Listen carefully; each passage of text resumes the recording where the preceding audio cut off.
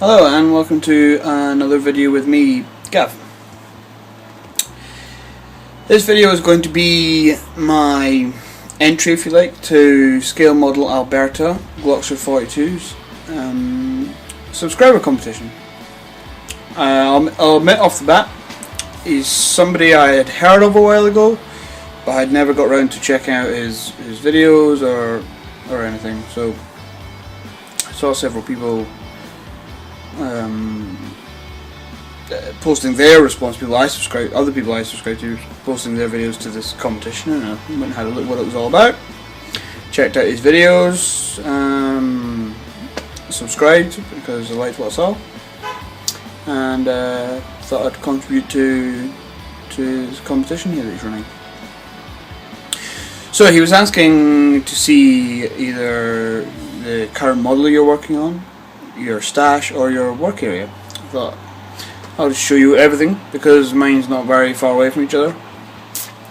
And so yeah, let's get on and I'll show you my models that I'm working on, my workbench and my stash. See you in a second. Okay, and we're back. So what you can see in front of you is my work area, which is in the corner of my bedroom. Right, it's next to the window. It's not ideal because actually, although it's next to the window, I get the light coming in sideways, so often I end up shading what I'm working on a little bit. So that's not ideal, although it's a nice big window. It's actually a grim day out there today. Here I'm on the west coast of Scotland here, and it's grim and peeing with rain. So I've got two desks. Kind of tend to do some spraying on this one. You can see my airbrush here, my compressor's on the floor down there. And I kind of tend to do building work and stuff on this one because I'll sit and watch stuff on the computer and things like that. So you can see I've got the computer there on the pull-out tray. I've got one of my work mats. You can see there's bits and pieces lying around from. I tend not to tidy up between sessions because I just end up having to get everything back out again. I'm not that neat. This is about as untidy as it will get though. But it's because I don't have space to store stuff within easy reach. Stuff has to go back in boxes and this, that and the other. It's not ideal. So this is my work area. Over there we've got tools in the top box, tapes, paint brushes, cotton buds, a few paints, primers, glues and whatnot in the bottom there. Paints up the top there. Citadel paints I still use. I'm not buying anymore. I've stopped doing wargaming now, but I have lots left over, so I'll use them. They're quite good for flash colours, and if you need a nice bright tone, tend to be quite good for those. And their washes are okay. And the back is my steadily increasing, ever increasing Vallejo collection. Absolutely cracking paints. Yeah, really enjoy using those. They're good value for money. They're a lot cheaper than these are, and you get more paint in them, and you get much more better real world colours, and they're just good paints. As I said, airbrush, and just the area I work on. A lot of the time it's next to the window and things, so that's the work area.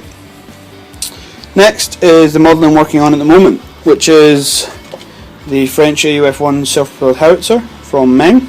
I got a good deal on this because I got a damaged box off eBay, which meant I got it for cheaper than it should be, so all in all not too bad. This is the hull as it is at the moment. Suspension works still. And these are the parts of the turret which I've had to start painting because it has a full interior, as you can see here. We've got the guards. This thing has an auto loading system, so the breech and stuff is separated from the crew by these guards. Crew commander, gunners positioned, computers, aiming gear and whatnot. Ammo rack. You can have the back doors of the turret open so you can see the charges in the back of the shells. And if you look at it from the top, you just get one row, so it gives you the impression that there's a load of shells stored there, as you can see. What I'm thinking about doing is when I build this up is having the top just left loose, if I can, so you can take it off, because there's a lot of detail inside. There's quite big hatches on the side here which you can have open, but I'm not entirely convinced you'll be able to see very much in there. And the inside of the breech and things. And the gun barrel, which is obviously not stuck together yet, it's just to get an idea of how long it actually is, and it's huge. So that's what I'm working on just now. There's the box for it. So if I take you along here to the other corner of my room and we sit down, we'll find my stash. It's not that impressive. It looks quite big, but most of these kits are done. So down the bottom, I don't know if you'll be able to make that out. Down the bottom here is a trumpeter AS90 that's built and finished. So actually all I need to do is, I struggle to know what to do with the boxes. Do you keep them, you know, whatever. So I need to cut all the parts off the sprues from that, put them in my bits box and get rid of the box. And the same for the M10 Achilles. Challenger 2 is on the shelf, work in progress at the moment. That's a new kit. There's one kit left in the Airfix Club kit there. The Harrier's work in progress on the shelf. That's a new kit. That's a new kit. The Cromwell is work in progress on the shelf. The British Infantry is a new kit. The Messerschmitt is finished, and the Luftwaffe personnel are not really a kit, but I've not used any of them yet. And I have the Sea-Lynx there, which is work in progress on the shelf.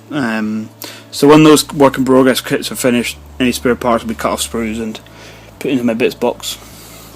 And the other stuff in the corner here is just that's more Citadel paints and other stuff that I don't use as often anymore.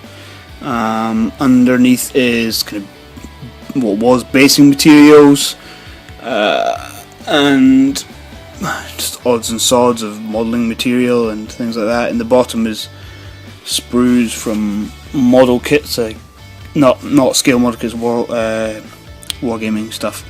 That orange one is my wargaming bits box and my wargaming gaming case with the few models I have left in the bottom. Toolbox with other tools I don't use so often. The Airfix Dogfighter box has decals in it, or decals here in America. The Olympus camera box has actually got a bunch of enamel paints from when I was younger. I found them in my parents' house. Some of the colours might be useful if I don't have acrylic equivalents but really need a certain colour. And that's my scale model box of bits so far. But scale model stuff often comes with quite large parts that are not necessarily used. Bits of hull, gun barrels, if I've replaced plastic gun barrels with metal ones for example, and they don't fit in there, so I need to eventually upgrade that as I get more kits. Modelling magazines here as well, and plain magazines. So if we go back over, if you see anything pink, by the way, like that jumper, it's because I live with my girlfriend, so it's not me wearing pink clothes, honest. Here we've got some reference books I've had since I was a kid. White Dwarf magazines, and this, that and the other, and old textbooks. Yes, I'm a scientist. And filing stuff. Up here we have the kind of work in progress shelf, tracks for my Challenger 2, which is here, part painted, work in progress Harrier. Yes, it's pink. I'm going to finish painting it pink. I don't know why not?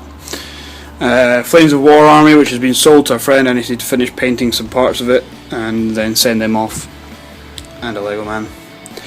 So that's 7 minutes of me waving a camera around at various modelling related things, so I'll call that there. So thank you very much for watching,